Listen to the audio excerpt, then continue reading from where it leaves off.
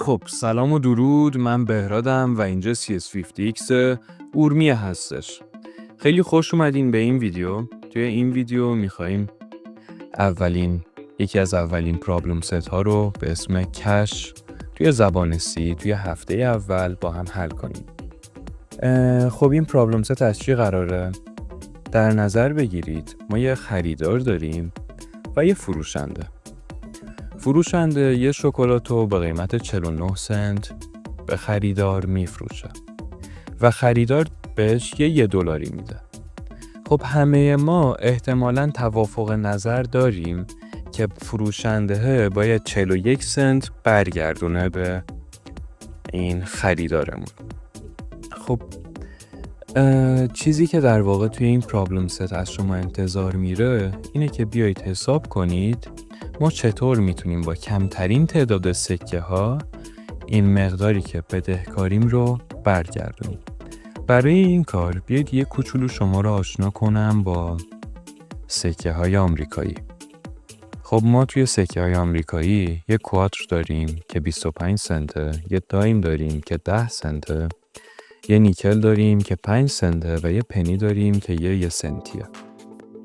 ولی ما میخواییم با کمترین تعداد سکه این پول رو برگردونیم که بهش گفته میشه الگوریتم هریسانه و توی کل دنیا رایجه و فروشنده ها به این شکل پول رو برمیگردونن. خب یه کوچولو بیشتر وارد موضوع بشیم. این $1 رو اگه منهای 49 سنت کنیم باقی ماندهش میشه 41 سنت که هممون توافق نظر داشتیم. ما اگه بیایم یه سکه 25 سنتی برگردونیم 16 سنت هنوز بدهکاریم. اگه بیایم یه 10 سنتی هم بدیم 6 سنت بدهکاریم. یه 5 سنتی میدیم و در آخر یه دونه 1 سنتی میدیم و کلاً بدهیمون صاف میشه. به این شکل ما فقط با 4 تا سکه کل بدهیمون رو صاف کردیم به جای اینکه مثلا بیایم 41 تا 1 سنتی بدیم. خب چیزی که از شما انتظار میره اینه که فقط تعداد سکه هایی که باید برگردونیم رو توی برنامه‌تون جوری بنویسید که این به ما در واقع نمایش داده بشه. برای این کار میتونیم چیکار کنیم؟ میتونیم بیایم این 41 سنتی رو تقسیم بر 25 کنیم و باقی مانده‌ش رو نگه داریم. دوباره 16 که باقی مونده بود رو تقسیم کنیم بر 10، بعد باقی مونده‌ش رو نگه داریم. 6 رو تقسیم کنیم بر 5، باقی مونده‌ش رو نگه داریم. 1 رو تقسیم بر 1 کنیم و تموم شد. خب اگه بخوایم اینو به زبان برنامه نویسی و به زبان الگوریتمی در بیاریم چی؟ خب من یه همچین چیزی در نظر گرفتم. در ابتدا مقدار بدهی رو از کاربر بگیرم، بعد بیام این بدهی رو تقسیم بر 25 کنم، برابرش قرار بدم با Q، بعد بگم این چنج مقداری که توی چنج قرار ذخیره بشه برابر باشه با خود چنجی که داشتم منهای Q ضرب در 25. بعد چیکار کنم؟ این چنج جدید رو بیام تقسیم بر 10 کنم، مقدارش رو توی D ذخیره کنم و به همین ترتیب برم تا ابد، تا جایی که قراره برم. بعد چی؟ بعد کل این مقادیر رو با هم دیگه جمع کنم و خب توی یه متغیر دیگه به اسم کوینز ذخیره کنم و مقدار نهایی رو برای کاربر چاپ کنم. خب بیاید شروع کنیم و این کار رو انجامش بدیم. خیلی خوب دوستان، بیایید شروع کنیم. طبق دستورالعملی که داریم در ابتدا شما باید یه فولدر بسازین به اسم فولدر کش، یه دایرکتوری به اسم کش بسازید و اسم فایلتون هم باید باشه cache.c. خب برای انجام این کار چیکار میکنیم؟ توی ترمینال من میخوام از دستور میک دایرکتوری استفاده کنم که میشه mkdir اسم فولدر. خب الان میبینید که این بالا برای من دایرکتوری کش رو درست کرد. از دستور cd برای رفتن توی این دایرکتوری استفاده میکنم و از دستور کد cache.c برای اینکه فایل cache.c خودم رو درست کنم. خب اولین چیزی که توی زبان C داریم چیه؟ هدر فایل ها. تو بیایید هدر فایل های خودمون رو اضافه کنیم. cs50.h include standard.io.h.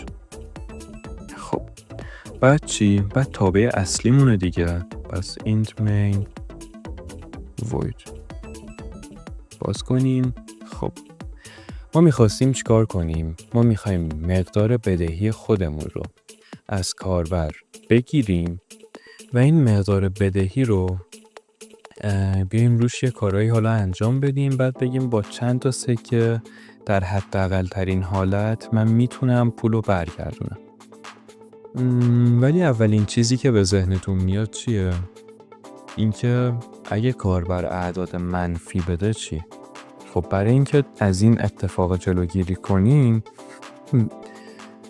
میخوام از یه تکنیکی استفاده کنم به اسم دو وایل، یه مدل حلقه هستش. خب من میگم دو چیکارو؟ مثلا متغیر چنج من برابر باشه با get integer change او. خب بعد میگم این کار رو انجام بده تا زمانی که changes less than 1. خب این چی کار میکنه؟ البته یه ایرادی هم داره، اونم اینه که ما باید اینتجر چنج رو معرفیش کنیم. خب حالا من اگه این کد رو میکش کنم make cache مادامی که بهش اعداد منفی یا صفر رو بدم قرار از من سوال کنه، ولی لحظه ای که بهش یه عدد مثبت بدم میگه اوکی حله. این تیکه کد دقیقاً همون کار رو برای ما انجام میده. ازش میتونید توی پرابلم ست دیگه هم استفاده بکنید. خب مرحله بعدی چی بود؟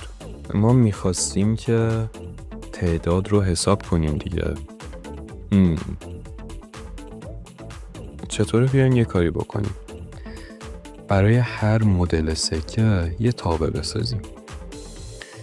بسازیم برای کوارتر و بگیم که باید یه ورودی هم بگیرم، مثلا ورودی کیو رو بگیرم. چیکار کنه؟ بیاد برگردونه مقدار کیو تقسیم بر 25 رو به سادگی.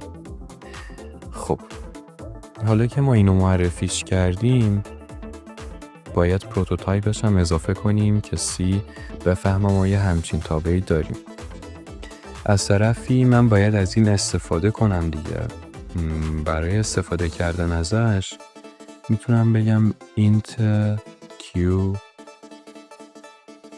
برابر با این تابع کوادری که ساختم مقدار چنج رو هم درونش قرار بدم.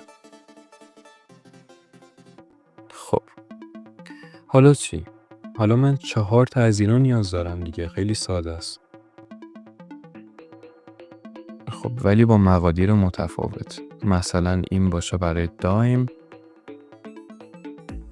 و باید تقسیم بر 10 کنه که سکه های 10 سنتیه. این باشه نیکل که سکه های 5 سنتیه. این هم باشه پنی که سکه های 1 سنتیه. خب بیاید پروتوتایپ های اینا رو هم اضافه کنیم. 4 تا پروتوتایپ میشه جمعاً.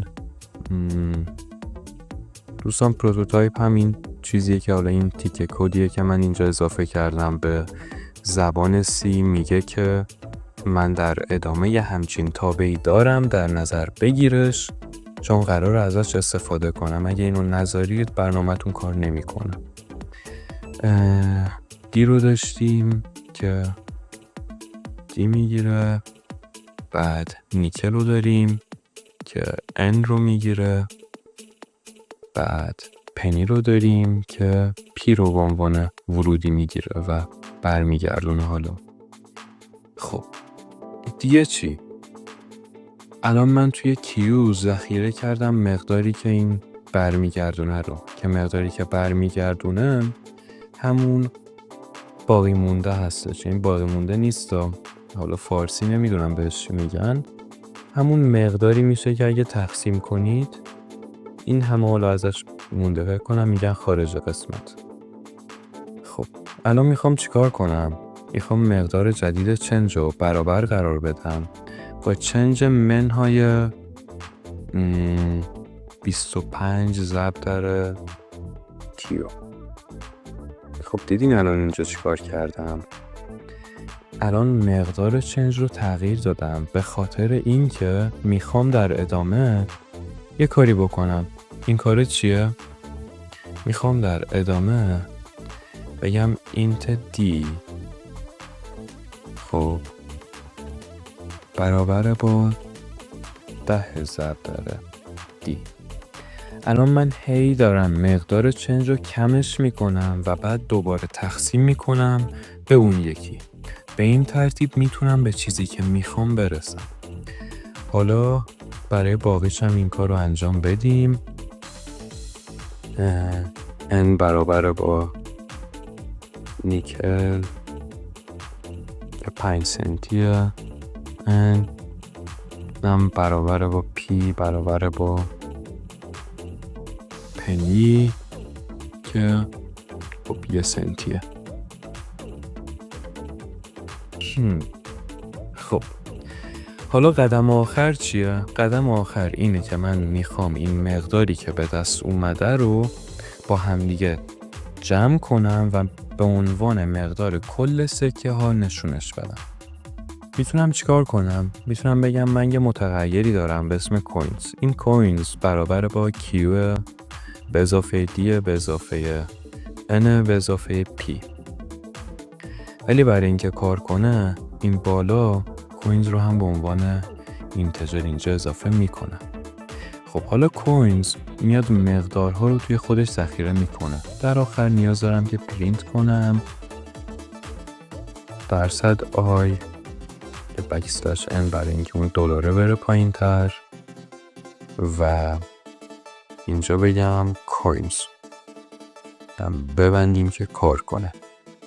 خب بیاید کدمون رو ران کنیم. make cache. یه جای ایراد داریم. این ایراده کجاست؟ آهان من اینا رو تغییرش ندادم. ببینم int q